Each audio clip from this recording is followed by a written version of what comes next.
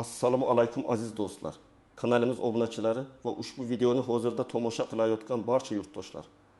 Bugun biz hammamiz uchun, ayniqsa uy-joy egalari bo'lgan nafaqaxo'rlarimiz uchun g'oyat muhim va dolzarb masalani muhokama qilamiz. Hozirda sizning ekraningizda paydo bo'lgan sarlavha.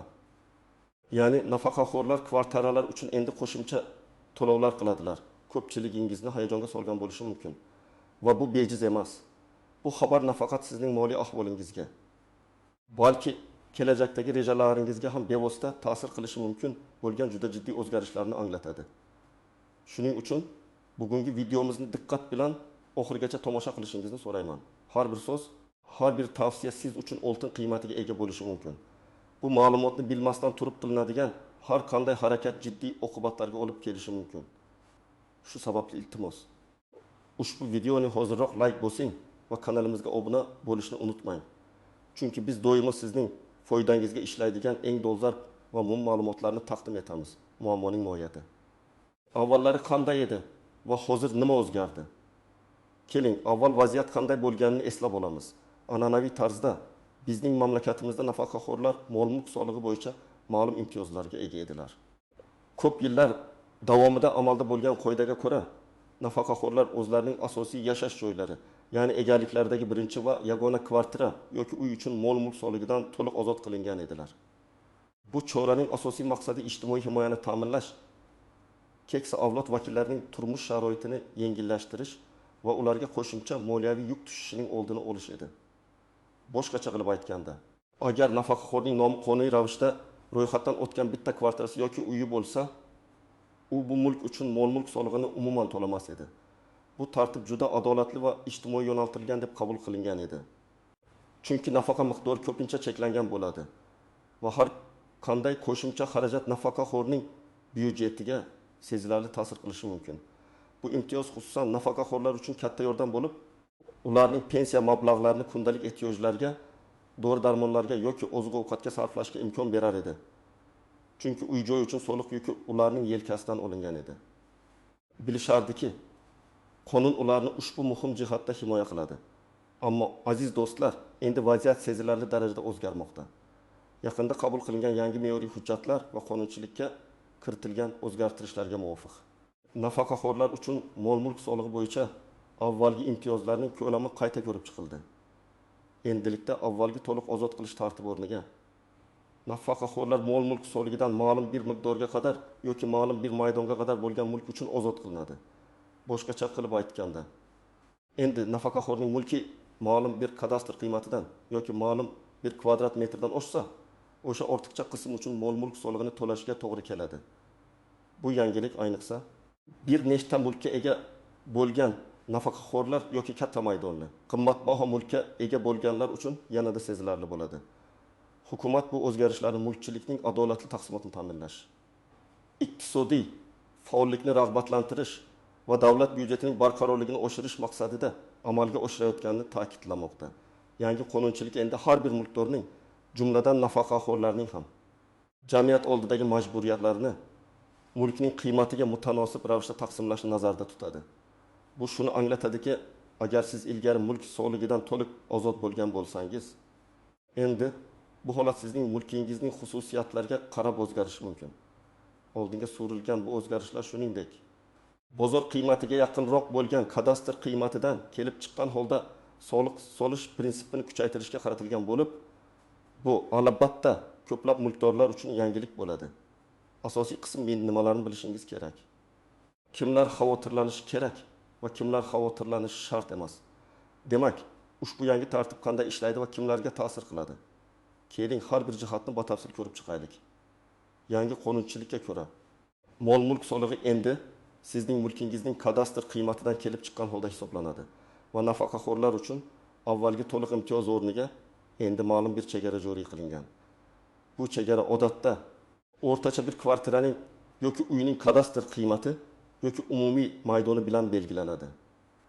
Masalan, agar hukumat 3 million so'mgacha bo'lgan kadastr qiymatiga ega bo'lgan mulkni soliqdan ozod qilishni belgilagan bo'lsa, sizning mulkingizning kadastr qiymati 350 million so'm bo'lsa, siz faqatgina 20 million so'mlik ortiqcha qism uchun mol-mulk solig'ini to'lashingizga to'g'ri keladi. yoki agar imtiyoz 6000 kvadrat metrgacha bo'lgan maydon uchun berilsa, sizning kvartirangiz akumusi kvadrat metr bo'lsa, 20 kvadrat metr ortiqcha maydon uchun soliq to'lanadi. Bu mexanizm sizning mulkingizning hajmi va qimmatiga bevosita bo'lib bo'lgan adolatliroq soliq yukini taqsimlashni nazarda tutadi. Kimlar xavotirlanishi kerak? Bu savol juda muhim. Chunki u sizning moliyaviy rejalaringizga bevosita ta'sir qiladi. Biri, asrsiz katta maydonli yoki yuqori kadastr qiymatiga ega bo'lgan kvartira yoki uy egalari, agar sizning yagona mulkingiz bo'lsa ham, lekin u juda katta maydonga ega bo'lsa, masalan, 1200 kvadrat metr yoki undan ortiq yoki zamonaviy yangi qurilgan qimmatbaho turar joy majmuasida joylashgan bo'lib, uning kadastr qiymati belgilangan imtiyoz chegarasidan sezilarli darajada oshib ketsa, siz qo'shimcha soliq to'lashga majbur bo'lishingiz mumkin. Masalan, poytaxt markazida joylashgan 120 kvadrat metrlik 3 xonali kvartiraning kadastr qiymati 800 million so'mni tashkil qilishi mumkin. Agar imtiyoz chegarasi 300 million so'm bo'lsa, siz 5000 million so'mlik qism uchun soliq to'lashingizga to'g'ri keladi. 2. Asterisk bir nechta mulkka ega bo'lgan nafaqaxo'rlar, ayniqsa bu guruhga kiruvchi nafaqaxo'rlar uchun vaziyat jiddiyroq. Agar sizning nomingizda 2 ta, 3 ta yoki undan ortiq kvartira yoki uy ro'yxatdan o'tgan bo'lsa, masalan bittasida o'zingiz yashasangiz, boshqalarni ijaraga bergan bo'lsangiz, endilikda sizning asosiy yashash joyingiz hisoblangan birinchi mulkingiz uchun yuqorida aytilgan cheklangan imtiyoz qo'llanilishi mumkin. Ammo qolgan barcha mulklar uchun to'liq hajmda mol-mulk solig'i to'lashingiz shart bo'ladi. Bu ijaradan keladigan daromadingizning bir qismini soliqqa sarflashingizni anglatadi. Ko'pchilik nafaqaxo'rlar o'z farzandlari yoki nabiralari uchun investitsiya sifatida ikkinchi kvartirani sotib olishgan bo'lishi mumkin. Endilikda bu mulklar ham soliqqa tortiladi. 300. Yer uchastkasiga ega bo'lgan nafaqaxo'rlar, ayniqsa katta yerlar. Agar sizning uyingiz katta yer uchastkasida joylashgan bo'lsa va bu yer uchastkasining kadastr qiymati yoki maydoni belgilangan imtiyoz chegarasidan oshib ketsa, siz yer solig'i bo'yicha ham qo'shimcha to'lovlar to'lashingizga to'g'ri kelishi mumkin. Yer solig'i ham mol-mulk solig'iga o'xshash prinsipda hisoblanishi mumkin. Kimlar xavotirlanishi shart emas. Yaxshi xabar shundaki, hamma nafaqaxo'rlar ham bu yangilikdan jiddiy ta'sirlanishmaydi. Birish, o'rtacha maydonli va o'rtacha kadastr qiymatiga ega bo'lgan yagona kvartira egalari. Astish, agar sizning yagona mulkingiz bo'lgan kvartira yoki uyingizning maydoni va kadastr qiymati belgilangan imtiyoz chegarasidan oshmasa, siz ilgari qanday bo'lgan bo'lsa shundayligicha soliqdan ozod qolishingiz mumkin. Masalan, viloyat markazidagi standart 2 xonali 6 kvadrat metrlik kvartira ko'p hollarda belgilangan chegaradan oshib ketmasligi mumkin va uning egasi bo'lgan nafaqaxo'r hech qanday qo'shimcha to'lovsiz yashashda davom etadi. Uning pensiya byudjetiga hech qanday salbiy ta'sir ko'rsatilmaydi. 2. Aslish imtiyozli toifadagi nafaqaxo'rlar, ba'zi ijtimoiy himoyaga muhtoj bo'lgan nafaqaxo'rlar toifalari uchun qo'shimcha imtiyozlar saqlanib qolishi mumkin. Bu urush va mehnat faxriylari, nogironligi bo'lgan shaxslar, yolg'iz keksalar yoki boshqa maxsus toifalar bo'lishi mumkin. Ular uchun ehtimol imtiyoz chegaralari kengroq bo'ladi yoki to'liq ozod qilish tartibi saqlanib qoladi. Ammo bu ma'lumotni albatta aniqlashtirish kerak. Keling, konkret misollar bilan vaziyatni yanada tushunarli qilamiz. Misol bik. O'rtacha kvartiraga ega nafaqaxo'r, minimal o'zgarish. Farg'ona shahridagi 75 yoshli nafaqaxo'r Otabek aka o'zining yagona 15 kvadrat metrlik 2 xonali kvartirasida yashaydi. Bu kvartira uning nomida ro'yxatdan o'tgan. Kvartiraning kadastr qiymati 2,1 million so'm. Yangi qonun bo'yicha mol-mulk solig'idan imtiyoz chegarasi 300 million so'm yoki 70 kvadrat metr deb belgilangan. Natija Otabek akaning kvartirasining kadastr qiymati ham, maydoni ham belgilangan chegaradan oshmaydi. Shuning uchun u avvalgidek mol-mulk solig'idan to'liq ozod qilinadi va hech qanday qo'shimcha to'lovlar qilmaydi. Uning hayotida bu borada hech qanday o'zgarish yuz bermaydi. Uning byudjeti ta'sirlanmaydi. Bu esa yaxshi yangilik. 2. Misol 2. Katta kvartiraga ega nafaqaxo'r, sezilarli o'zgarish. Toshkent shahrida yashovchi 7 yoshli nafaqaxo'r Zulfiya opa o'zining yagona 10 kvadrat metrlik 4 xonali kvartirasida istiqomat qiladi. Bu kvartira markaziy hududda joylashgan bo'lib, uning kadastr qiymati 750 million so'mni tashkil etadi. Yangi qonun bo'yicha imtiyoz chegarasi yuqoridagi kabi 300 million so'm kadastr qiymati bo'yicha yoki 7 kvadrat metr maydoni bo'yicha. Natija Zulfiya opaning kvartirasining kadastr qiymati 7 million so'm bo'lib, imtiyoz chegarasi 300 million so'mdan sezilarli darajada oshadi. Shuningdek, maydoni ham 7 kvadrat metrdan ancha katta. U 700 ming, 300 yil, 400 million so'mlik ortiqcha qism uchun mol-mulk solig'ini to'lashi kerak bo'ladi.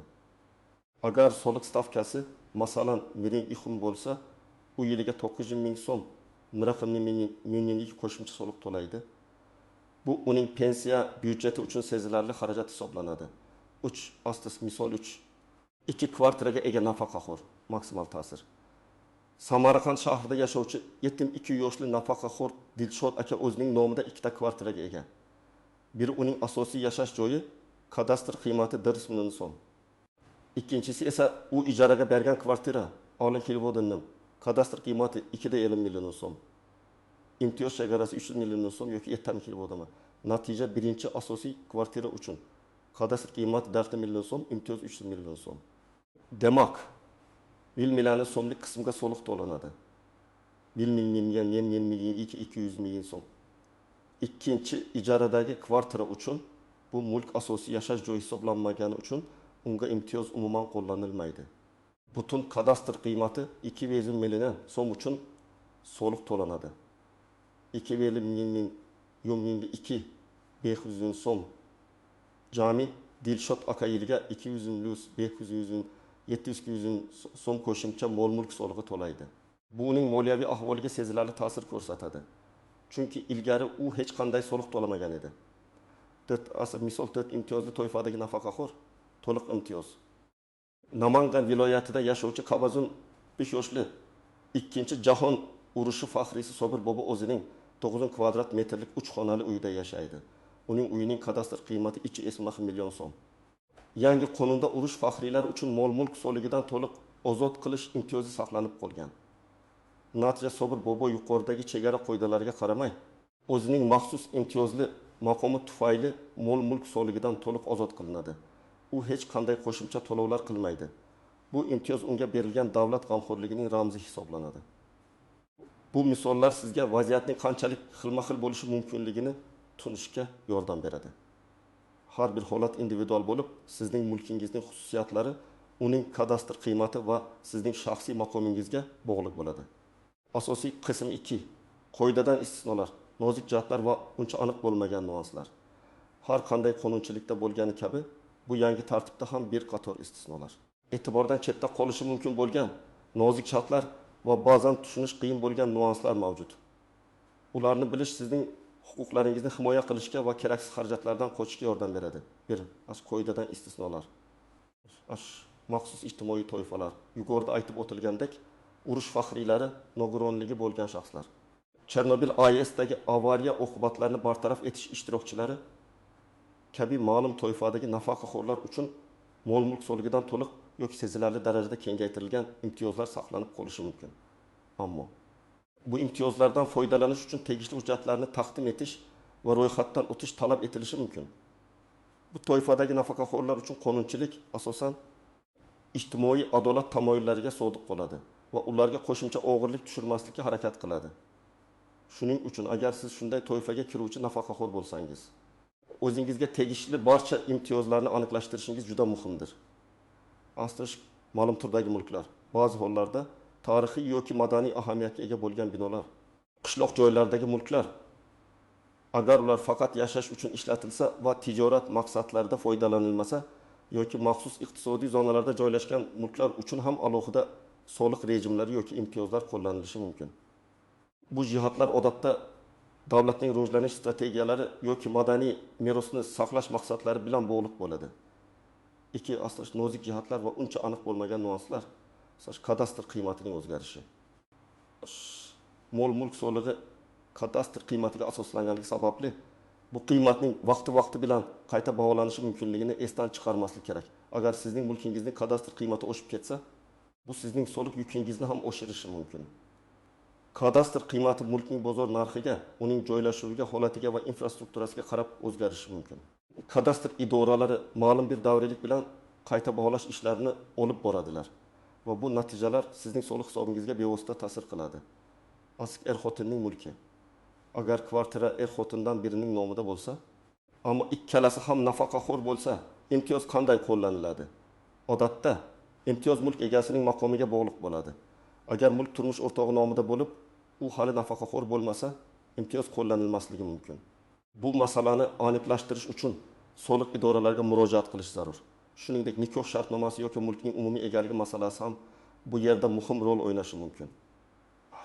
Mulkni meros qilib olish. Aslida agar nafaqaxo'r meros orqali kvartira yoki uyni qabul qilsa, bu mulkka ham yangi soliq tartibi qo'llaniladi.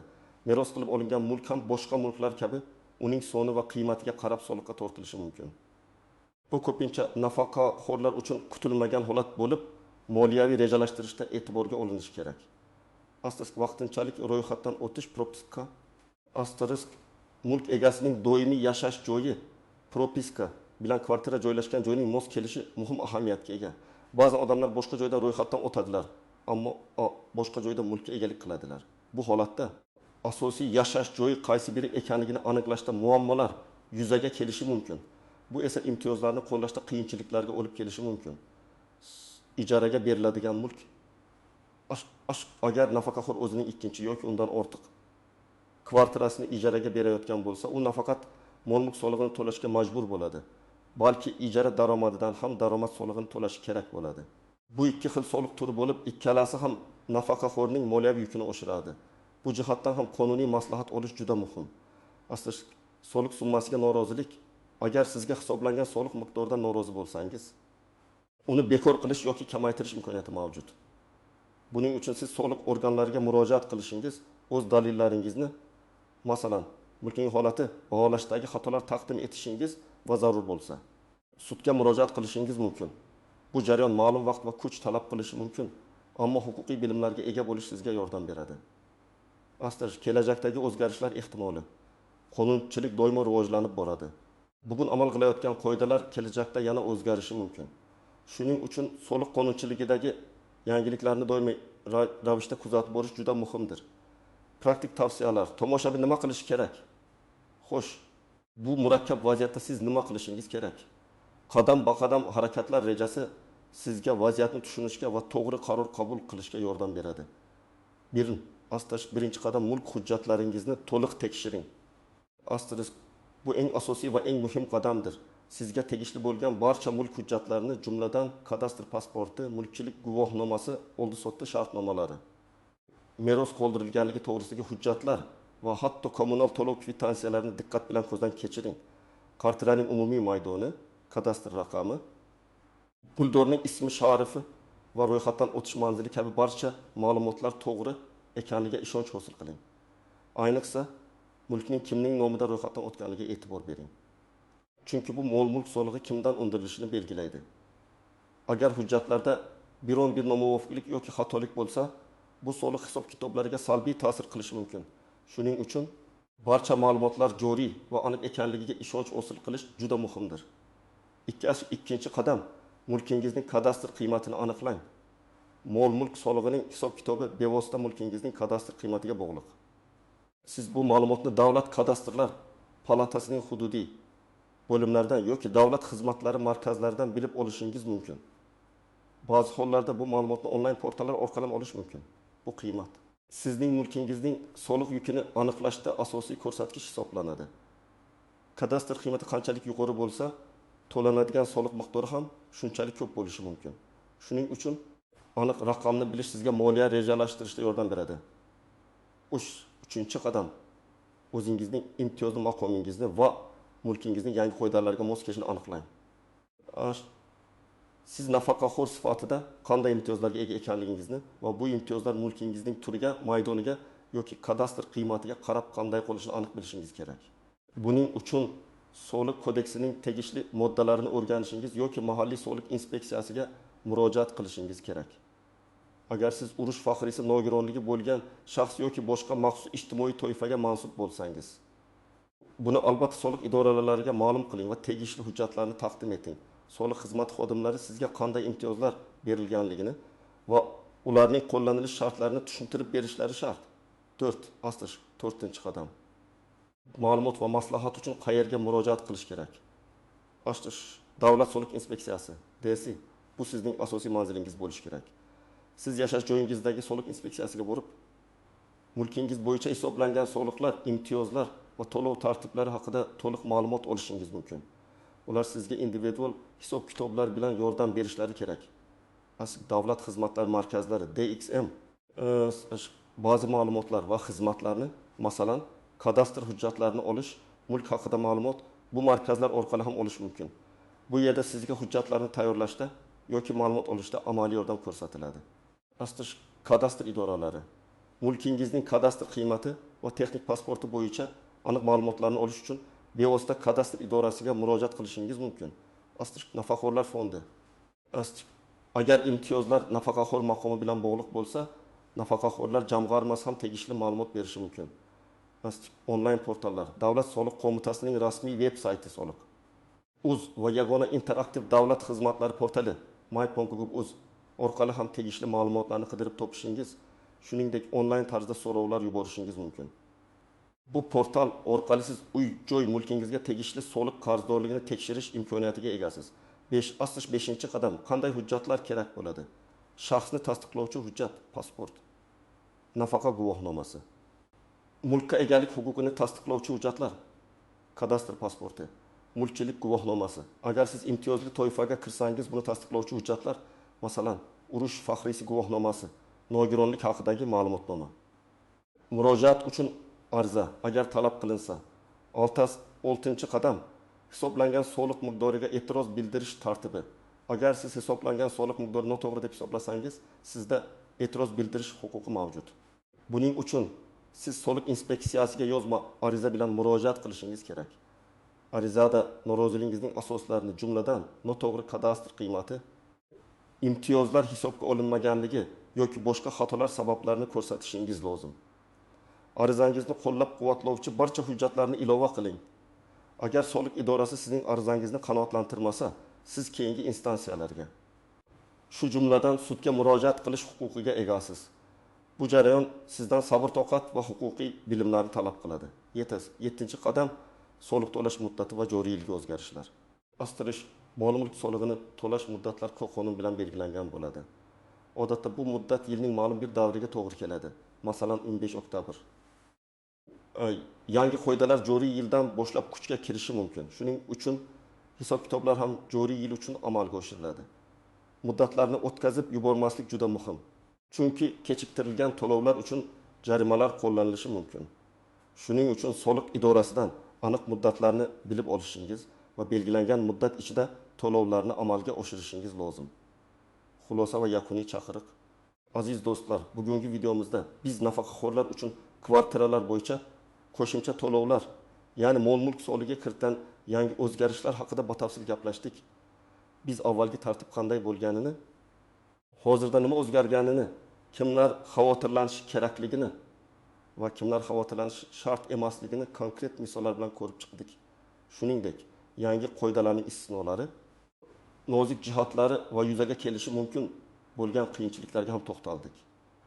Eng muhimi, biz sizga nima qilishingiz kerakligi haqida aniq amaliy tavsiyalar berdik. Hujjatlarni tekshirish, kadastr qiymatini aniqlash, imtiyozlarni bilish va kerakli idoralarga murojaat qilish. Eslatma, ushbu ma'lumotlar sizga vaziyatni tushunish va to'g'ri harakat qilish uchun asos bo'lishi kerak. Har bir holat individual bo'lganligi sababli. Yakuniy va aniq ma'lumotlarni olish uchun har doim Davlat soliq inspeksiyasi yoki kadastr idoralariga shaxsan murojaat qilishingizni tavsiya qilaman. Ulardan olingan ma'lumotlar siz uchun eng ishonchli manba bo'ladi. Bu mavzu haqida sizning fikringiz qanday? Sizning mulkingizga bu o'zgarishlar qanday ta'sir qilishi mumkin? Fikrlaringizni, savollaringizni va tajribalaringizni sharhlarda qoldiring. Sizning har bir sharhingiz boshqalar uchun ham foydali bo'lishi mumkin. Videomiz siz uchun foydali bo'lgan bo'lsa, albatta like bosing va kanalimizga obuna bo'lishni unutmang. Chunki biz faqatgina siz uchun eng muhim va dolzarb ma'lumotlarni taqdim etishda davom etamiz. O'zingizni ehtiyot qiling va doimo xabardor bo'ling. Keyingi videolarda ko'rishguncha.